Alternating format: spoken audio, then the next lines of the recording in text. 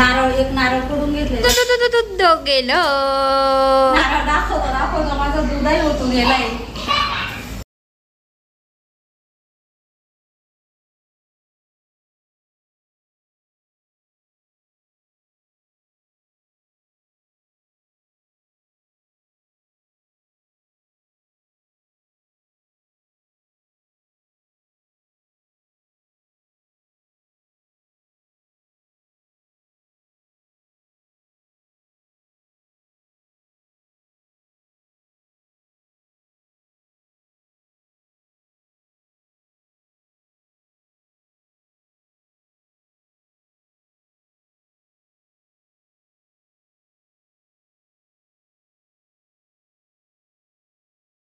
या YouTube channel मध्ये स्वागत आहे.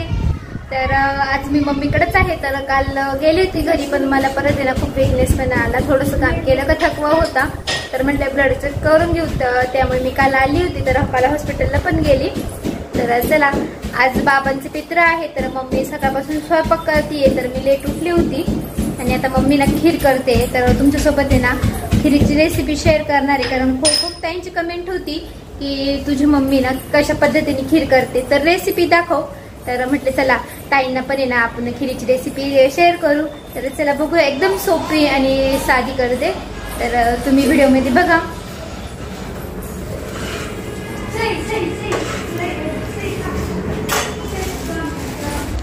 तर मम्मी सकाळपासून स्वयंपाक करत होती, तर मी लेट उठले, त्यामुळे तुम्हाला मी सगळं काही शेअर नाही करू शकले.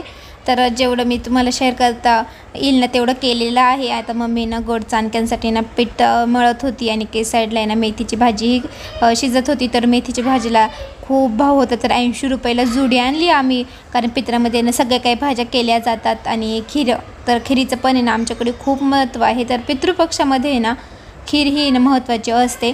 तर बऱ्याच ताईंची कमेंट होती की तुझी मम्मी कशा प्रकारे खीर करते, तर रेसिपी दाखव. तर चला म्हटले तुमच्यासोबत आहे ना रेसिपी पण शेअर करू. तर मम्मी ना खिरीसाठी कोणता तांदूळ वापरते, तर खिरीसाठी ना इंद्रायणी तांदूळ वापरते मम्मी, कारण इंद्रायणी तांदळाला ना वास असतो आणि छान लागते इंद्रायणी तांदळाची खीर. तर इंद्रायणी तांदूळ मस्त साजूक तुपामध्ये मस्त भाजून घेते. तर तुम्ही बघू शकता व्हिडिओमध्ये. तर मस्त आहे ना हलकेसर भाजून घ्यायचे आणि त्यानंतर आहे ना त्या पातेल्यामध्ये आहे ना खिरीसाठी पाणी ठेवले. तर पूर्णपणे काही दुधात करत नाही मम्मी, तर पाण्याचा पण उपयोग करते. तर त्या साईडला आहे ना पातेल्यामध्ये ना झाकण ठेवून पाणी ना गरम करण्यासाठी ठेवलं होतं. एका साईडला दूधही ठेवलं होतं. हे गारो असतो, आपण आता हे नारळ एक नारळ कडून घेतलेलं आहे. दूध तुम्हाला नारळ दाखवतो माझं दूधही ओतून गेलाय. तर मम्मी तुमच्याशी बोलता ना एका साईडला दूध तापत होतं, तर बोलताना काही लक्षच राहिलं नाही, तर दूधही थोडंसं ओतू गेलं. तर जाऊ द्या, दूध ओतून जाणं चांगलं असतं. तर तुम्हाला ओलं खोबरं दाखवलं आहे मी. तर तेही मी मिक्सरला बारीक पेस्ट करून घेते. आणि खिरीसाठी ना एवढं पाणी ठेवलेलं होतं आणि पाणीही तापलं होतं. तर साजूक तुपामध्ये आपण जे तांदूळ भाजले होते, तर तेही मिक्सरला पेस्ट करून घेते बारीक.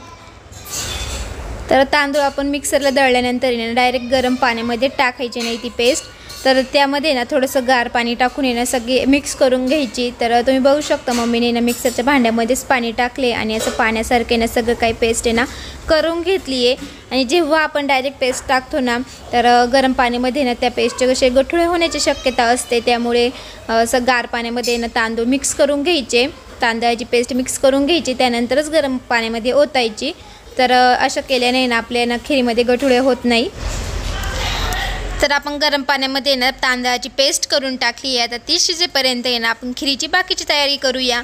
तर कढईमध्ये थोडंसं साजूक तूप टाकून आहे ना आपण जे खोबरं घेतलं होतं ओलं खोबरं, त्याचीही मिक्सरला आहे ना असं बारीक करून घेतलं आहे. आता तेही मस्त भाजून घ्यायचं आणि ते पण भाजीपर्यंत आहे ना बाकीचीही मम्मीने ना ड्रायफ्रूट्स वगैरे सगळं काही काढून घेतले. आणि हे ड्रायफ्रूटचेही बारीक आहे ना थोडंसं अर्धे सगळ्याप्रमाणे ना काजू बदाम करून घ्यायचे.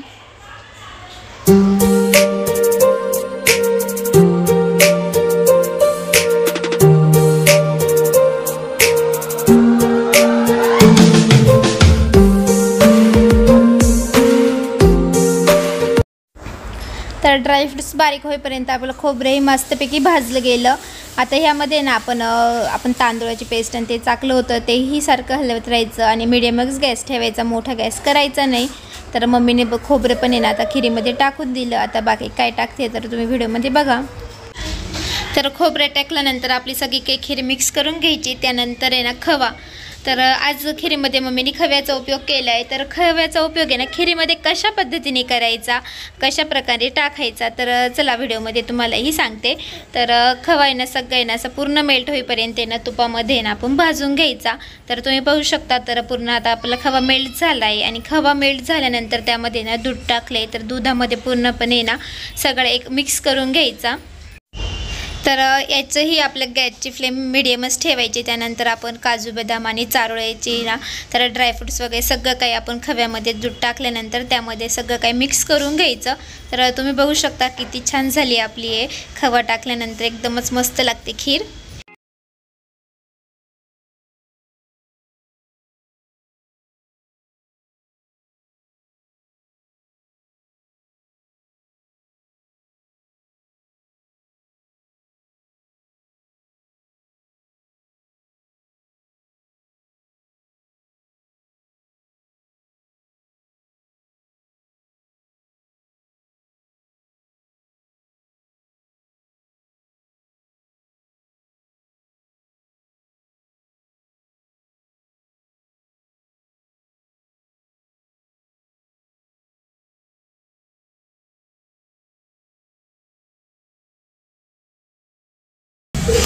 तर आपण खव्यामध्ये ना सगळे ड्रायफ्रूट्स टाकून तेही सगळं काही मिक्स केलं. त्यानंतर आपण खोबरं टाकल्यानंतर खवाही त्यामध्ये टाकला.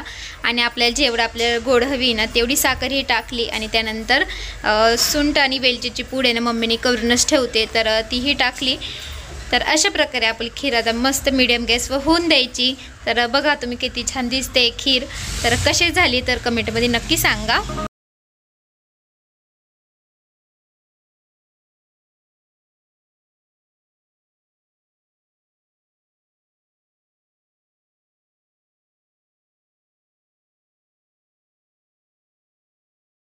तर त्या दिवशी पण मम्मीने ना मस्त अशी ना खीर केली होती. तर राहुलला पण दिली होती. तर राहुल बोल एकदम पेड्यासारखी लागली. तर ती खीर का पेड्यासारखी लागली का त्या कारण आहे त्यामध्ये आपण खवा टाकतो. जास्त काही टाकत नाही मम्मीने. किती आणलं होतं का खवा तर पावशेरच खवा होता. त्यामध्ये आपण दूध ऍड करायचं आणि एकदम असं पेस्ट वाणी करून घ्यायचं ना आपले ड्रायफ्रुट्स टाकायचे. एकदम सोपी आणि तुम्ही बघितलं असेल व्हिडिओमध्ये एकदम सोपी आणि साधी खीर केली आहे. फक्त थोडासा ना पावशर किंवा तुम्ही पेढेही टाकू शकतात. तर थोडे खवा पेढे किंवा दूध पावडर टाकलं पण लागेल का मम्मी मस्त पण वापरतात. तर दूध पावडर हे टाकलं ना एकदम अशी ना काय म्हणते बासुंदी ना बासुंदी. मी 2-3 प्रकारची खीर करते. एकच टाईपची खीर नाही करत मी. 2-3 प्रकारची करते. वेगवेगळी पद्धतीची करते. तर मीही शिकेल आणि तुम्हाला पण शेअर करेल नक्कीच. आता आज ना खवा टाकलेली खीर केली आहे. तर नेक्स्ट टाइम जी करेल ना ती तुमच्यासोबत करेल. आपण शेवयाची खीर करू आता. शेवयाची पण करते. कधी भात शिजून पण करते. भात शिजून पण खीर छान होते. भात शिजून नाही आवडत मला जास्त पण छान लागते. आता मस्त लागते. एक दिवस मी तिला दिली मी. शेवयाची करू. शेवयाची खीर बाळा छान येते. तर आता ना थोडासा पावशर म्हटले ना खवा पावशर खवा टाकलाय मी. त्या दिवशी जास्त होती ना. मी बोलले एवढी खीर कशाला केली. लगेच रात्री संपली होती सगळी. संपून गेली होती. थोडी पण नव्हती. काय पेटवती हुज दिस. यामध्ये आहे ना आणि भात टाकावा लागतो. भात टाकायचा असतो यामध्ये.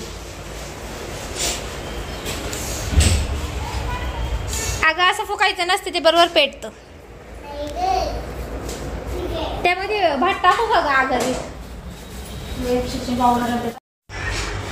तर उपास करू जेवताना आहे ना बाहेर आगरी पेटवली जाते आणि त्यामध्ये भात आणि तूप टाकलं जातं. तर तेही टाकलं.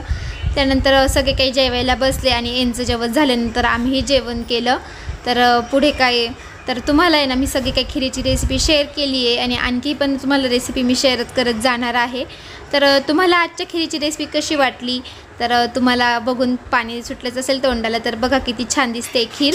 तर खूप टेस्टी झालेली होती आणि खूप मस्त लागते ही खीर.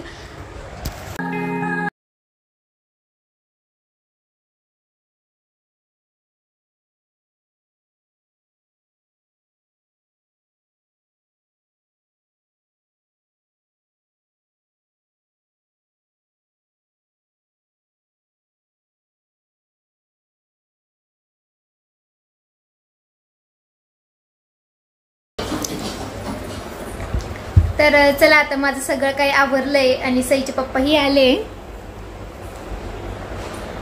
तर मला मी घरी गेली होती, मला काही बरं वाटत नव्हतं त्यामुळे मी परत आली मम्मीकडे. तर आता परत हॉस्पिटलला चालले. तर डॉक्टर काय बोलतात तर चला सलाईन लावून घेऊ म्हटले, कारण खूप अशक्तपणा आहे. तर चला मी आता हॉस्पिटलला जाते आणि तुम्हाला पुन्हा भेटते.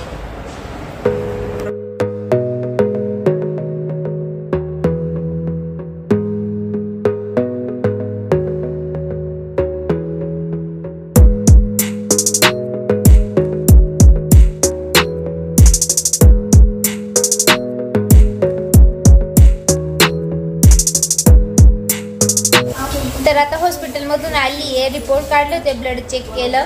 रिपोर्टमध्ये काही नाही निघालं, जास्त फक्त ब्लड कमी सांगितलं. आणि सलाईन लावून घेतलं एक मी सलाईन, कारण एनर्जीच नव्हती. तर चला मग इथेच माझा व्हिडिओचा एंड करते, कारण आता आराम करते. तर आजचा व्हिडिओ तुम्हाला कसं वाटला कमेंटमध्ये नक्की सांगा. आवडला असेल तर लाईक करा, शेअर करा आणि नवीन असल्यास सबस्क्राईब करायला विसरू नका. तुम्हा सगळ्यांना बाय बाय.